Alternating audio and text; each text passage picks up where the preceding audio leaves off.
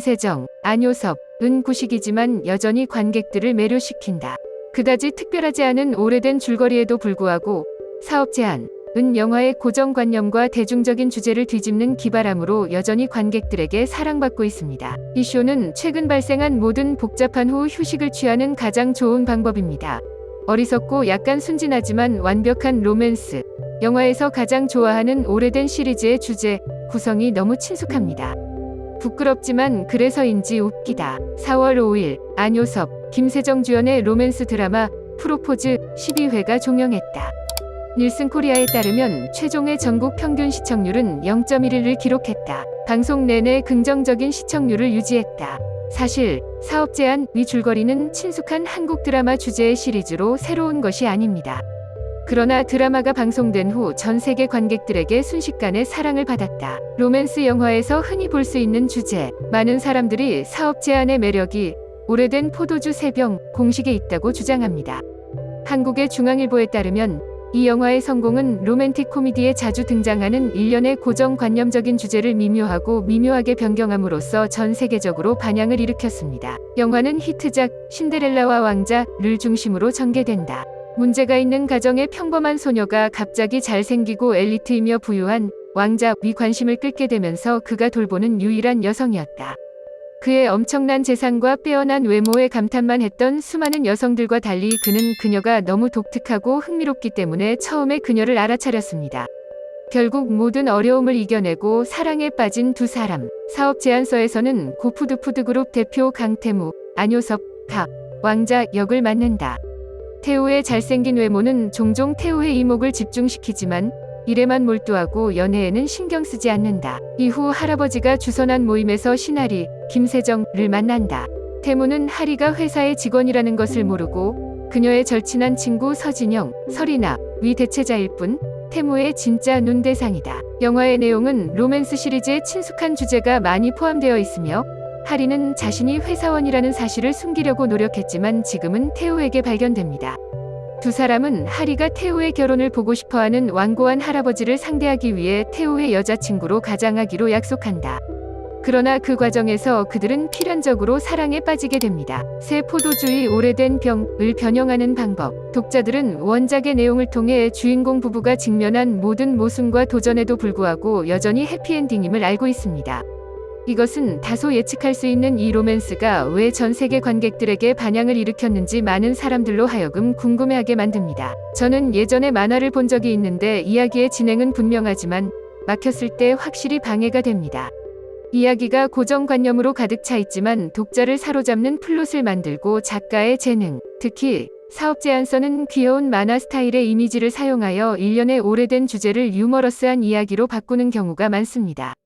하리는 일본 만화 캔디 위 주인공에서 파생된 용어인 캔디 위 전형적인 캐릭터로 종종 도전에 직면하면서도 쾌활하고 낙천적인 여성 캐릭터를 묘사하는 데 사용됩니다. 찰리는 종종 학비를 지불하거나 가족의 치킨 가게에서 일을 돕기 위해 돈을 빌리곤 합니다.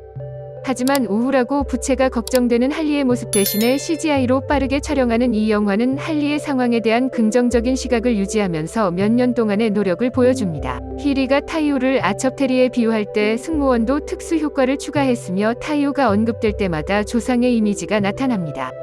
이것은 장면을 흥미롭게 만들고 청중에게 강한 인상을 남깁니다. 영화는 종종 틀에 박힌 인기 있는 주제를 재미있는 줄거리로 바꿉니다. 유리구두를 타이오가 찾을 수 있도록 남겨두지 않고 하리는 실수로 타이오가 미끄러질 때 구두로 얼굴을 쳤습니다.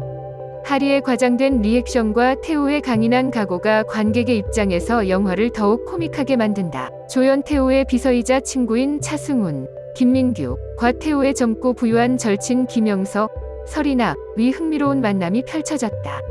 하리 이것도 사업 제안서가 가져다주는 운명적인 포인트인데 태무와 할리와는 전혀 다른 두 사람의 감정 관계를 보여주고 있다. 이는 독창적이고 참신한 줄거리가 없더라도 제작자가 관객의 심리를 포착하고 극의 새로운 지점을 찾는 방법을 안다면 극은 완전히 획기적인 결과를 얻을 수 있음을 보여줍니다. 이야기는 간식처럼 가볍습니다. 진쉬즈행은 2022년 3월 라이브 인터뷰 이벤트에서 드라마가 간식처럼 될 수 있기를 바랍니다. 너무 무겁지 않고 사람들이 원할 때 언제든지 꺼내서 즐길 수 있기를 바랍니다. 라고 말했습니다. 한 시청자는 12회 소개 영상에서 시청자가 무엇을 원하는지 완전히 이해하고 있다. 길고 진지한 스토리텔링이 좋다고 말했다. 갈등의 부재, 과도한 갈등, 빠르게 진행되는 스토리는 모두 비즈니스 제안의 성공에 기여합니다. TV 시리즈는 캐릭터의 깊이를 더하기 위해 몇 가지 변경 사항을 적용했습니다.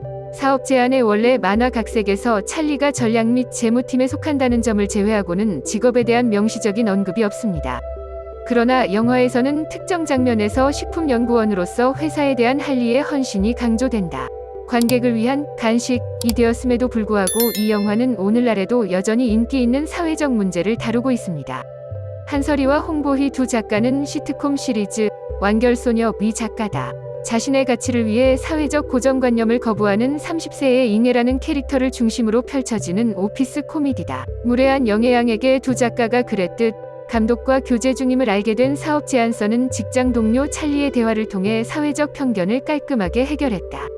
몰카 사건, 불법 촬영, 속 피해자의 심리 상태도 이웃집에서 몰래카메라를 선물받아 피해자가 된 영서라는 인물을 통해 고스란히 그려졌다.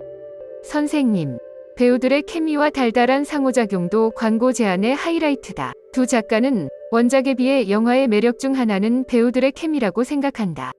작품을 보면 확연히 드러난다. 고 말했다. 나는 이 웃기고 따뜻하고 감동적인 영화를 좋아한다. 자신에 대한 할리의 자신감을 사랑하고 태우는 그녀에게만 관심을 갖는다. 그들은 너무 사랑스럽고 사랑스러운 커플이다. 누군가를 사랑한다면 사랑에 빠진 두 사람처럼 댓글을 달았습니다.